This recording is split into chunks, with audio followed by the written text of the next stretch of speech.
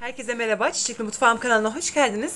Bugün yapımıyla ve de lezzetiyle, çıtırlığıyla dillere destan olacak şahane bir pırasalı börek tarifi paylaştım. Üstelik hazır yufkayla yaptım. Şipşak, sadece dakikalar içerisinde hazırlayacaksınız ve de efsane olacak. Yemelere doyamayacaksınız. Sizlere garantisini veriyorum. Hatta yaptıktan sonra eğer beğenmiyorsanız ben buradayım. Mutlaka yazın.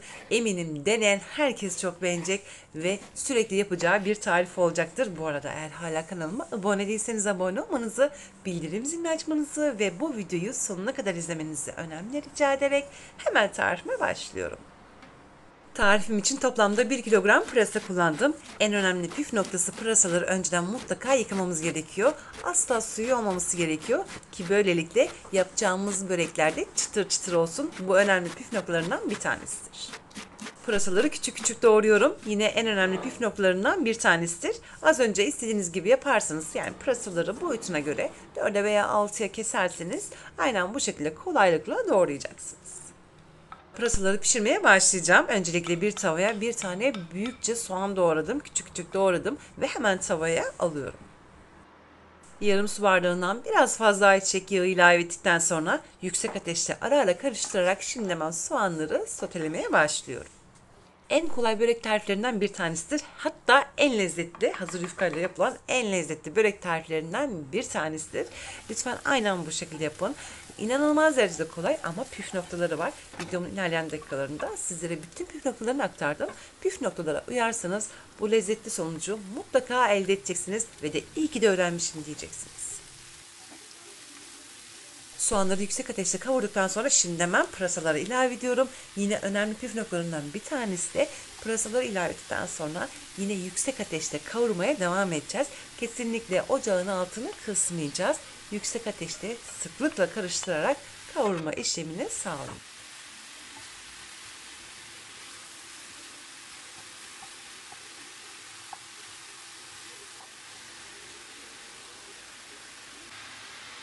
Pırasaları ilave ettikten sonra yaklaşık olarak 6 veya 7 dakika geçecek. 7 dakikadır kavuruyorum. Yağı birazcık az geldi ve yaklaşık olarak 4-5 yemek kaşığı kadar daha ayçiçek yağı ilavesi yaptım.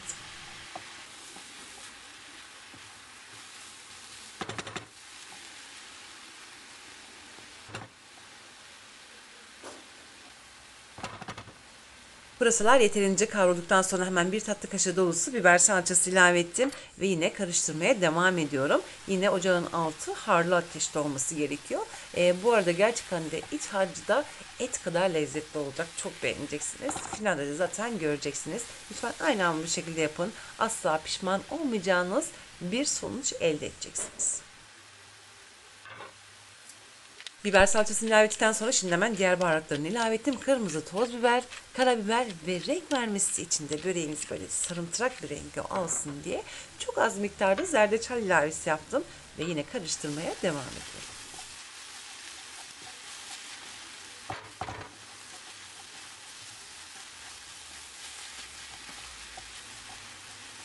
2 çay kaşığı kadar da tuz ilavesi yaptım. Benim biber salçası ev yapımı olduğu için, tuzlu olduğu için bu nedenle yemeğin tuzunu az ilave ettim. Lütfen kontrollü olun. Yine karıştırmaya devam ediyorum. Ne kadar çok tavada kalırsa o kadar iyidir. Sonlara doğru birazcık ocağın altını kısabilirsiniz. Görmüş olduğunuz gibi tavanın içerisinde hiç su yok. Ama ben yine kavurmaya devam ediyorum. Son noktaya kadar kavuracağım. Yani ortalama 25 dakika boyunca kavurmaya devam edeceğim.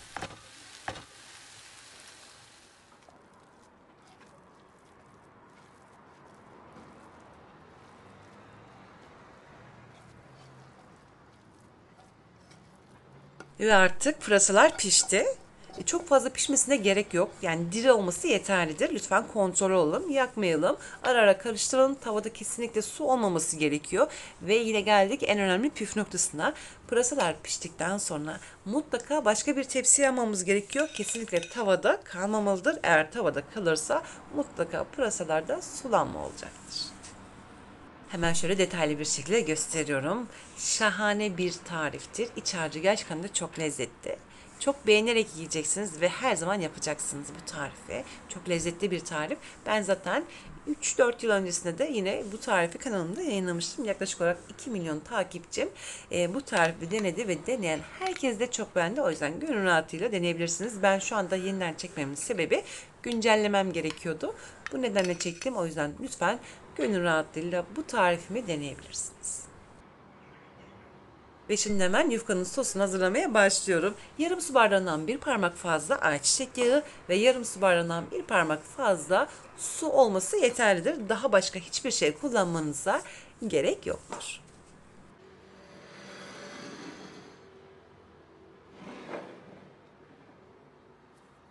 Yufkaları da gösteriyorum. Toplamda 4 tane yufka kullanacağım. İlerleyen zamanlarda el açması tarifimi de yayınlayacağım.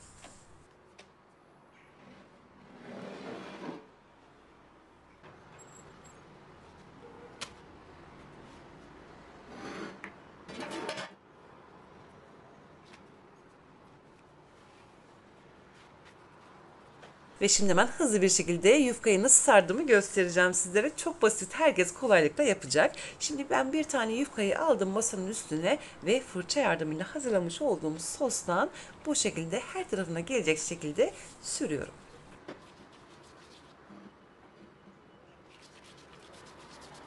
Sos yağ ve sudan oluştuğu için mutlaka ara ara karıştıralım. Ardından da yufkaya sürelim. Yoksa su ve yağ eşit bir şekilde yufkaya gelmeyecektir.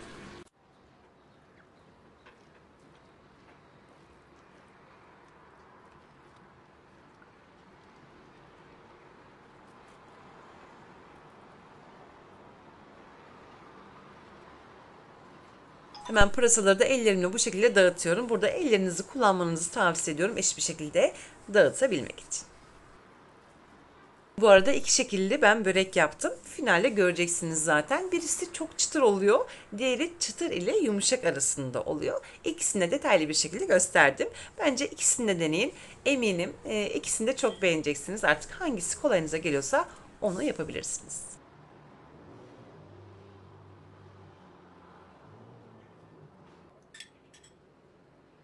Hemen kenarlarını bu şekilde katladım ve katlamış olduğum kenarlarına da hazırlamış olduğum sostan sürüyorum.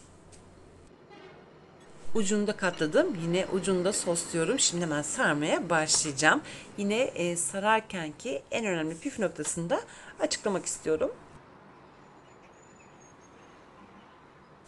Pişme esnasında basınçla pişeceği için yani birazcık kabarma yapacak bu börek. Kabaracak. Bu nedenle kesinlikle sıkı sarmayalım. Aynen bu şekilde gevşekçe saralım. Bu çok önemlidir.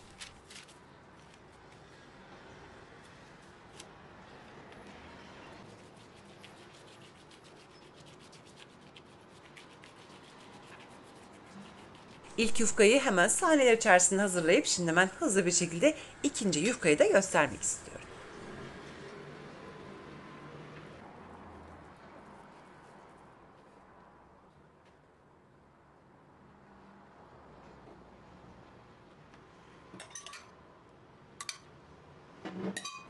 Ve artık görmüş olduğunuz gibi sadece saniyeler içerisinde ikinci yufkayı da hazırladım. Bu arada fırında açtım. Şu anda fırın ısınıyor. 200 derecelik fırın ayarında ortalama 45 veya 50 dakikanın içerisinde bu böreği pişireceğim.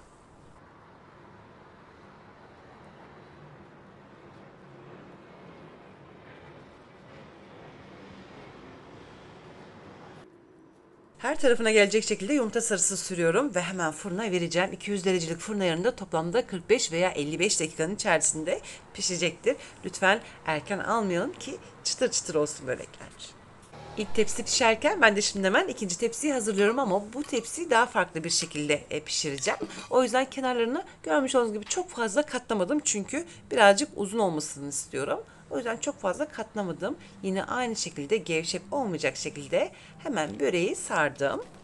Yumurta sarısı sürdükten sonra aynen bu şekilde içeriye doğru katlıyorum. Ama çok fazla birbirine yapıştırmanıza gerek yoktur. Çünkü pişme esnasında birazcık basınçla pişecek ve kabaracaktır. O yüzden de aynen bu şekilde yapmanızı tavsiye ediyorum. İlk tepsi piştikten sonra hemen ardından da bu tepsiyi vereceğim fırına. Ve artık ilk tepsi fırından çıktı. Şimdi biraz sonra detaylı bir şekilde içini göstereceğim. Hemen ikinci tepsiyi de fırına verdim. Gerçekten de 10 numara bir börek oluyor. Hemen afiyetle yiyebilirsiniz.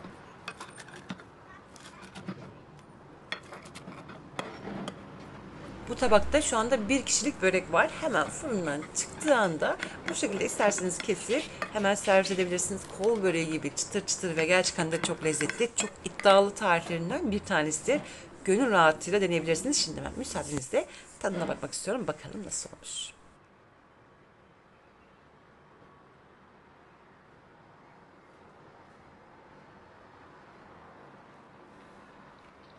Yine gerçekten de muhteşem çıtır çıtır olmuş. İçi çok lezzetli. Pırasalar çok lezzetli. Gerçekten de şu anda yemelere doyamıyorum. Misafirlerinize bu tarifi gönül rahatlığıyla deneyebilirsiniz. Hatta pırasa sevmeyenler için de bu tarifi hazırlayabilirsiniz. Eminim bayılacaklar. İçinde pırasa olduğunu bile anlamayacaklar.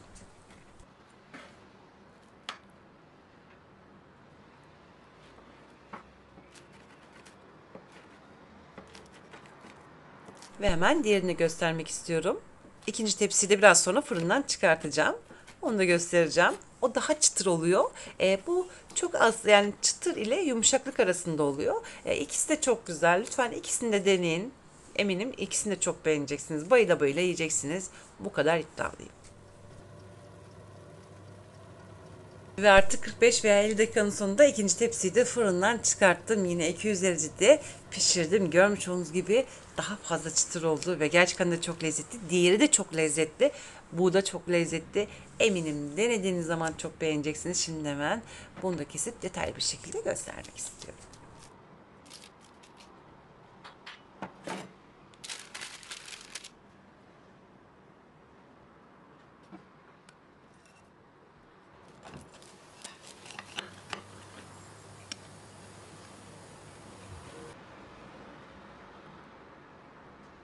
Her iki sunumumda detaylı bir şekilde gösterdim ve iki sunumda izlediğiniz için size çok teşekkür ediyorum. İkisini de gönül rahatlığıyla deneyebilirsiniz. Çok sevdiğim tariflerden bir tanesidir. Eminim deneyenler çok beğenecek ve her zaman bu tarifi yapacaktır. Ben de böylelikle bir videoyu da burada sonlandırıyorum. Yarın yeni videomda tekrar görüşmek dileğiyle. Bu arada bu videoyu beğendiyseniz beğeni atmayı lütfen unutmayın. Ve beni hangi şehirden izliyorsunuz yazarsanız çok mutlu olurum. Yarın yeni videomda tekrar görüşmek dileğiyle. Şimdilik hoşçakalın.